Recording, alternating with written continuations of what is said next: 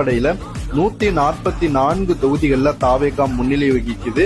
பெரும்பான்மைக்கு தேவையான 118 அப்படின்ற அந்த நம்பர்ஸை தாண்டி தாவேகா லீடிங்ல இருக்கு. சோ உறுதியா தாவேகா வெற்றி பெற்ற ஆட்சிக்கு வரும் அப்படின்றது இந்த சாம்பிள்ஸ் மூலமா நம்மளுக்கு தெரிய வருது. பெரும்பான்மைக்கு தேவையான அந்த 118 அப்படின்ற அந்த மேஜிக் நம்பரை கிராஸ் பண்ணி தாவேகா மிகப்பெரிய லீடிங்ல இருக்கு. அதர்ஸ்ல எந்த கட்சியும் முன்னிலை பெறல.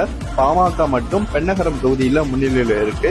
அது குறைந்த வாக்கு சதவீதம் தான், 26% தான் அந்த தொகுதியில முன்னிலைக்கான அந்த நிலவரம். ஏன்னா கட்சிகளினுடைய அந்த சீட் ஷேரை நம்ம பார்க்கும்போது திமுக கூட்டணி கடந்த முறையை விட இந்த முறை 106 தொகுதிகள்ல தோல்வியை தழுவாங்க அப்படின்றது எதிர்பார்க்கப்படுது.